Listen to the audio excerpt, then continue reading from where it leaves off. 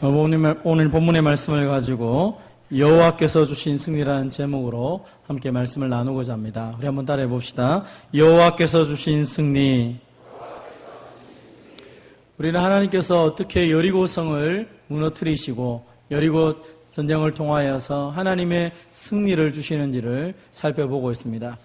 우리는 지난주를 통하여서 하나님 말씀에 순종하여서 이스라엘 백성들이 성을 하루에 한 바퀴씩 6번 돌았던 것을 보게 됩니다. 그리고 오늘 그 7째 날에 일어난 사건을 통하여서 하나님께서 이 시대에 우리에게 원하시는 것을 함께 나누고자 합니다. 한번 따라해 봅시다. 하나님은 말씀에 순종하는 자에게 승리를 주십니다.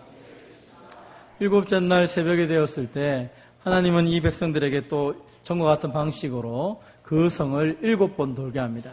6일 동안 그들이 성을 돌 때 제사장이 나팔을 불 때 온 백성들은 침묵하면서 이 전쟁이 하나님의 전쟁이요, 또 이 전쟁을 통하여서 하나님께서 희년을 주신 것처럼 그 땅에 회복을 줄 것을 믿음으로 고백하며 그 성을 하루에 한 바퀴씩 6바퀴를 돌았습니다. 그리고 7째 날 그 새벽이 되었을 때 다시 온 백성들은 그 제사장과 더불어서 이 성을 7번 돌고 있습니다. 그래서 총 13바퀴의 성을 돌면서 하나님이 이 전쟁의 주인이시고 그리고 이 땅에 있는 이 땅을 하나님께서 회복하실 것에 대해서 그들은 믿음으로 고백하였습니다. 그리고 드디어 13번째 바퀴를 돌고 난 이후에 제사장이 나팔을 불기 시작합니다. 여호수아는 백성들에게 외치라고 말합니다. 하나님께서 너희에게 이 성을 주셨으니까 너희는 큰 소리로 외쳐라 라고 명령을 내립니다. 그러면서 너희는 이 성에 들어가게 되면 이 성의 모든 것들을 다 하나님께 바쳐라. 다 하나님께서 이 전쟁의 주인이기 때문에 하나님께 바치고 다만 기생 라합과 그 집에 동거하는 자들은 살려주어라 라고 말합니다. 하나님께 이 성을 바쳐라 라는 의미는 무엇입니까?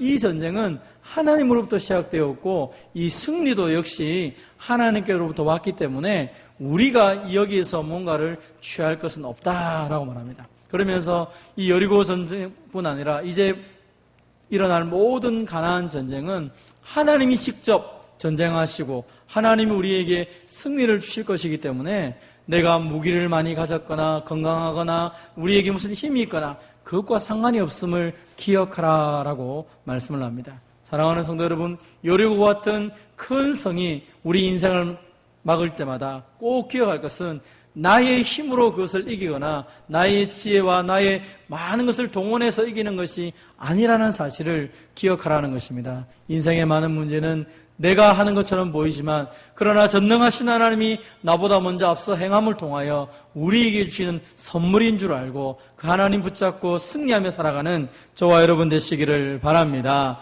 하나님께 바치라 라는 의미는 무엇입니까? 그것은 그 성읍을 진멸하라 라는 뜻입니다. 어떻게 보면 우리가 조금 당황할 수가 있습니다. 하나님은 사랑의 하나님이신데 어떻게 그 성에 있는 모든 사람들, 심지어 양과 염소까지도 다 죽이라고 말하니까 이것은 잘못된 말씀이 아닌가라고 생각하기도 합니다. 어떤 사람은 구약의 하나님은 참 무서운 하나님, 심판의 하나님이시고 신약의 하나님은 사랑의 하나님이시다라고 말하면서 구약의 하나님은 좀 질이 낮다라고 이렇게 말하는 사람들도 있습니다. 그러나 우리 하나님은 그런 분이 아니십니다. 하나님께서 왜 이 성읍을 하나님께 돌려라 하면서 다 진멸하라고 말씀하셨습니까? 그것은 그들의 죄에 대한 하나님의 심판이었다라고 성경은 말하고 있습니다. 고고학자들이 여리고성을 이렇게 살펴본 결과 하나 발견한 것이 있습니다. 그것은 이 여리고 사람들은 달의 신을 섬겼는데 그것은 굉장히 음란하게 그 신을 섬겼다는 것입니다. 그리고 아주 잔인하고 폭력적인 민족이었다라고 말을 합니다. 그래서 그 여리고성 사람들 자체가 아주 음란하고 교만하고 폭력적인 그런 사람들이었기 때문에 그들의 죄 때문에 하나님 앞에서 당연히 심판을 받는 것이 마땅하다라고 말하고 하고 있는 것입니다.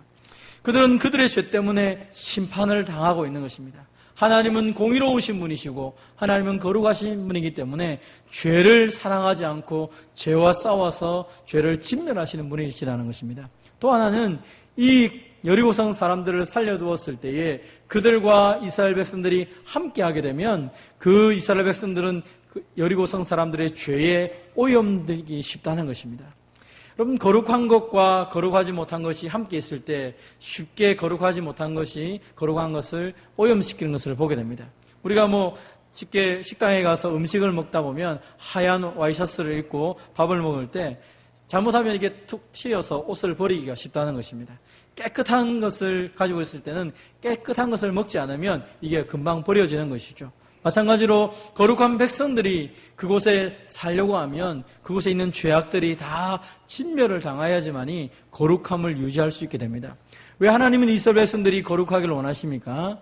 그것은 하나님의 복이 이스라엘 백성들을 통하여 세상 가운데 흘러가기를 원하시기 때문입니다. 아무리 좋은 관을 만들었다 할지라도 이 관에 그 더러운 것이 꽉 차 있으면 물을 흘러보낼 때에 깨끗한 것을 흘러보내지 못한다는 것입니다. 마찬가지로 우리가 하나님의 거룩한 백성이지만 우리 안에 더러운 찌기가 있을 때에 하나님의 복이 세상 가운데 흘러가지 못하게 되는 것입니다. 그래서 하나님은 출애굽할 때 백성들에게 이미 말하기를 너희는 그 땅에 가면 그 백성들을 진멸하라. 왜냐하면 그들이 섬기는 신이 가증할 뿐더러 그들이 그 신을 섬기면서 음란하고 더러운 걸 행하기 때문에 너희가 하나님 앞에서 그들과 함께 있으면 범죄할 수 있기 때문이다. 그러므로 너희는 그 땅을 진멸하고 거룩함을 유지하라라고 이렇게 말을 했습니다.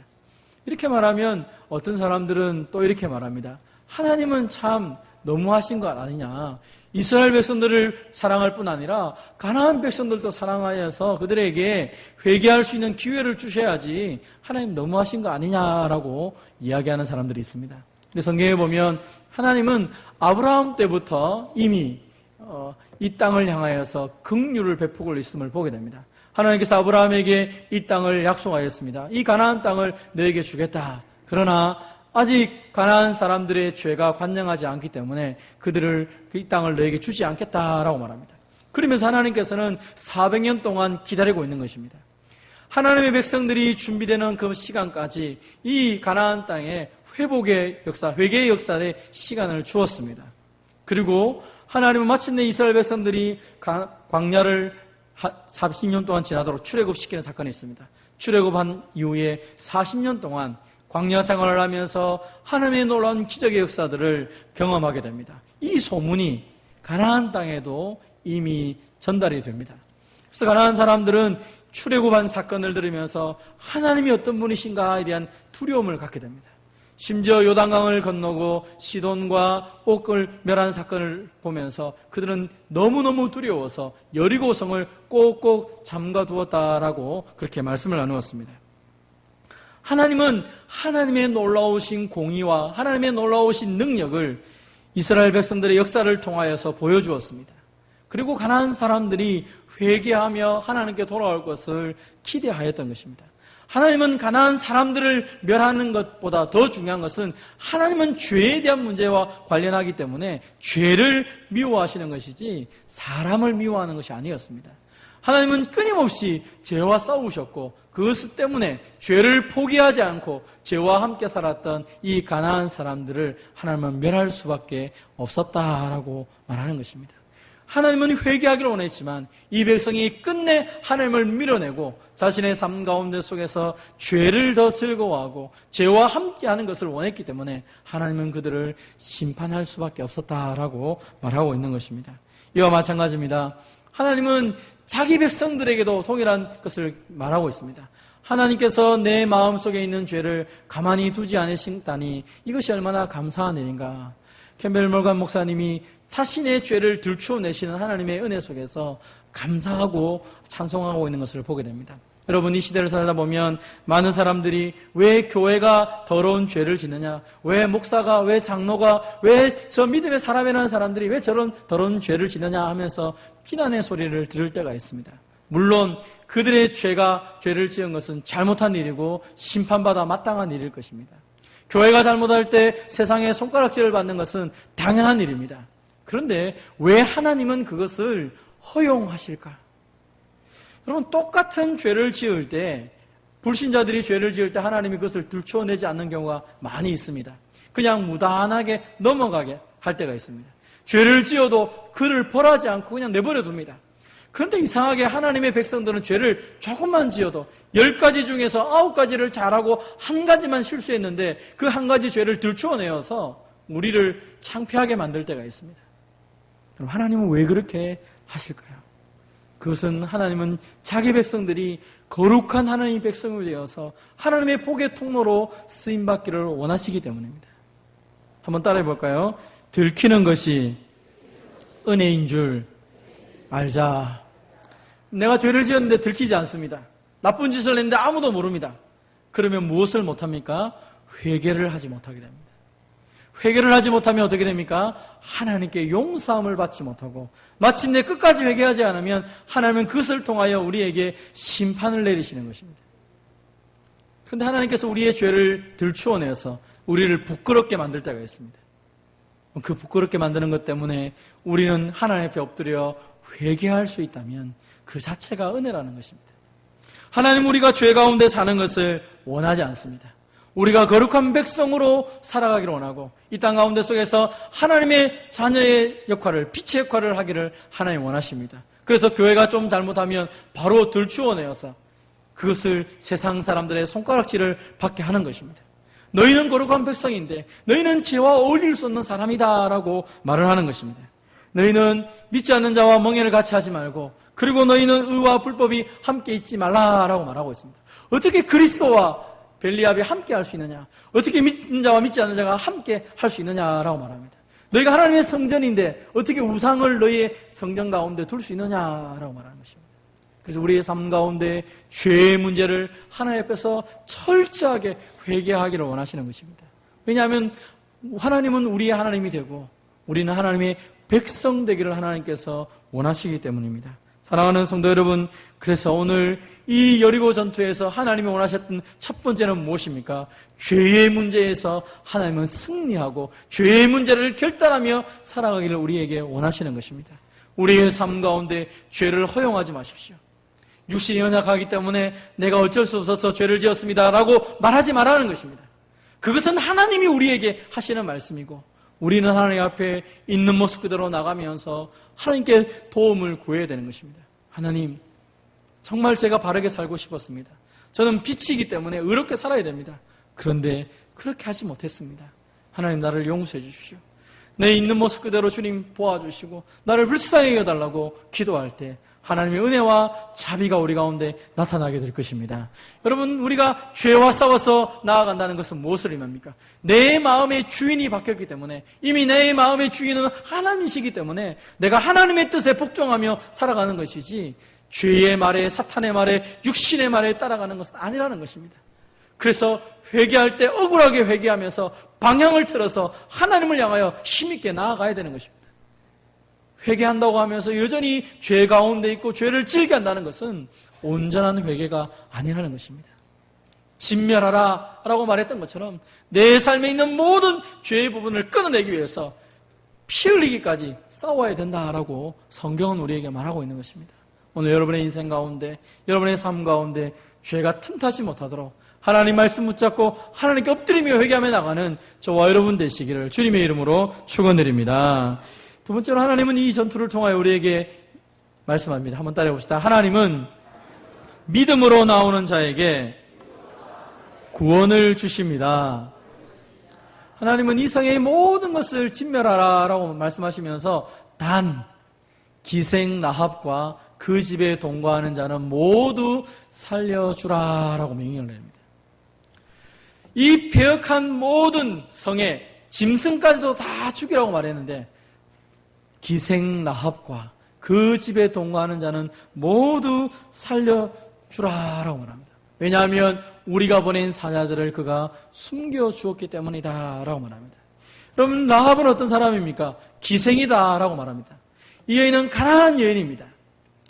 이 여리고성 사람이라는 거죠. 이방신을 섬기던 여자였습니다.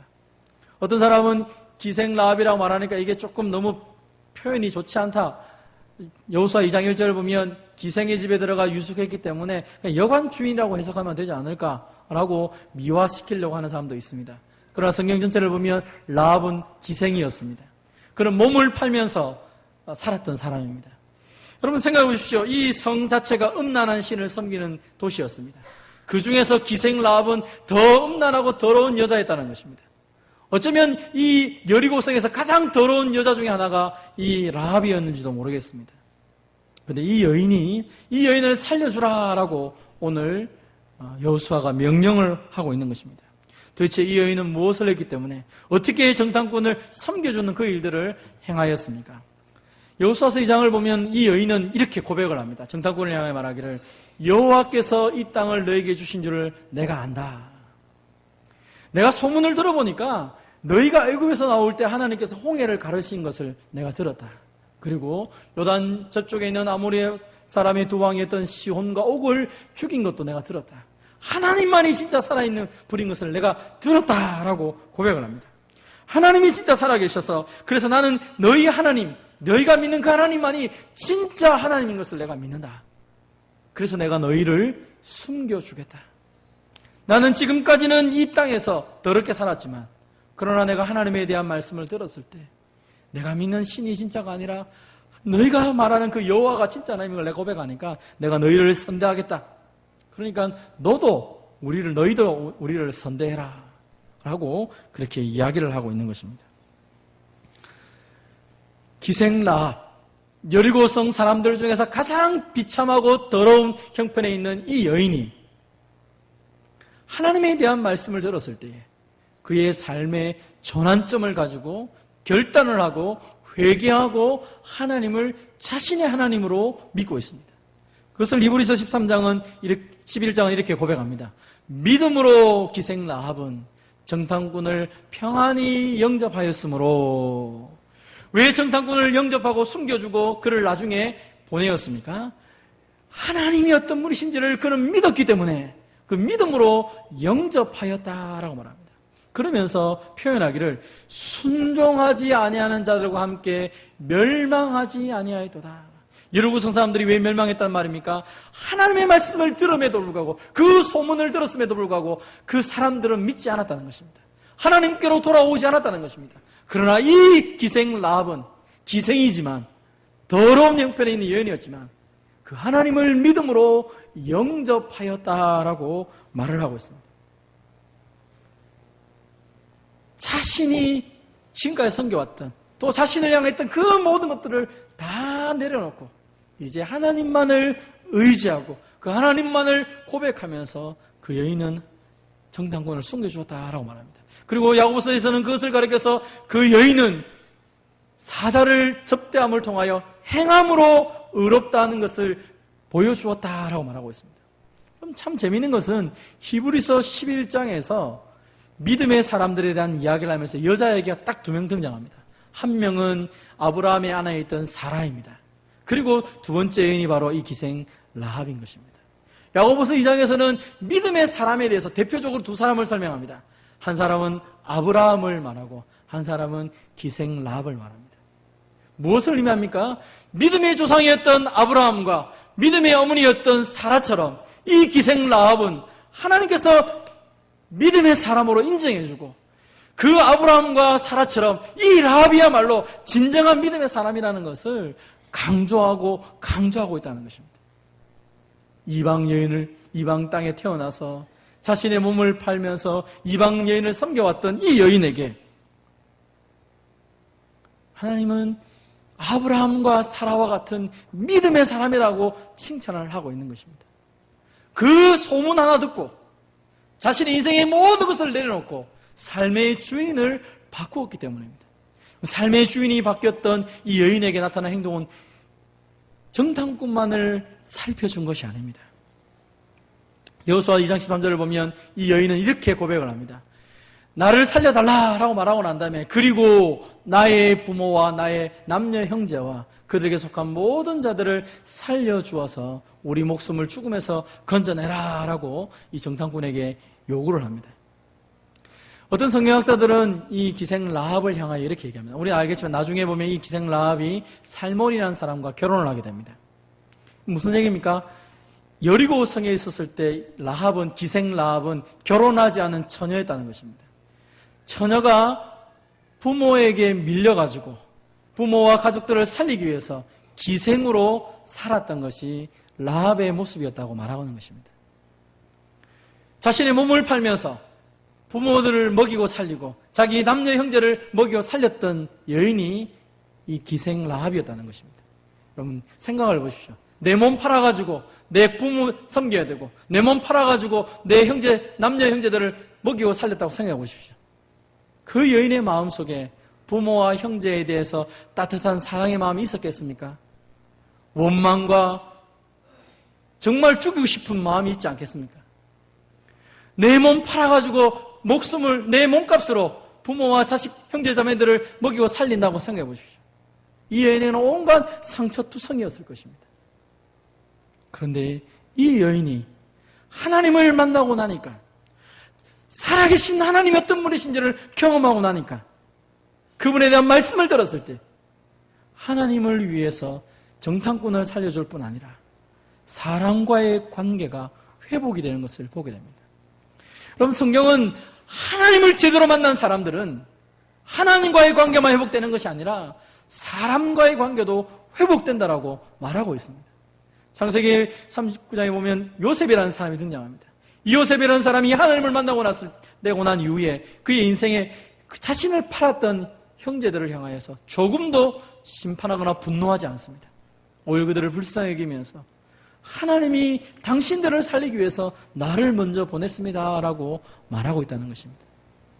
예수님을 믿으면서도 아직까지 내 마음속에 상처가 많고 내가 누구를 용서하지 못하겠다고 분노하고 있다면 하나님에 대한 사랑을 온전히 깨닫지 못한 것인 것입니다. 오늘 본문에서 이 라합은 나의 부모와 나의 남녀 형제와 그들에 속한 모든 자를 살려달라고 요청을 하고 있습니다. 하나님을 알고 나니까 나를 내몰았던 그 모든 부모들과 형제자매들을 하나님의 눈으로 바라보며 사랑하고 그들을 살려주는 사람이 되었다라고 말하고 있습니다. 그 사람을 하나님이 구원해 주실 뿐 아니라 그를 나중에 이 여리고에서 살려주어서 살몬이라는 사람과 결혼을 하게 합니다. 그리고 그에게 태어난 아들이 보아스입니다. 우리 룻기를 통해서 보아스가 어떤 사람인지 여러분 잘 알지 않습니까? 그 보아스의 어머니가 라합이었다는 것입니다. 하나님은 천박한 백성이랄지라도, 아니 세상 사람들이 손가락질하는 그 여인이랄지라도 하나님 앞에 믿음으로 고백하며 나왔을 때에 그 여인을 예수 그리스도의 계보의 당당의 어머니로 이름을 올려놓는 것입니다. 이 라합에게서 보아스가 나오고 보아스에게서 오벳이 이새가 태어나고 그 밑에 다윗이 태어납니다. 하나님을 믿지 않고 불순종한 가운데 있고 세상적으로 끝까지 살았다면 이 여인은 여리고성에서 아마 죽음을 당했을 것입니다.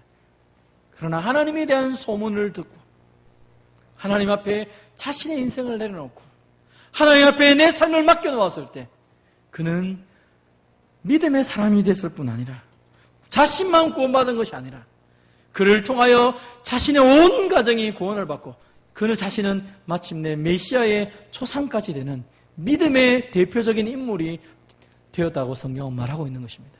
오늘 저와 여러분이 어떤 형편에 있습니까? 여러분 그것이 중요한 것이 아닙니다.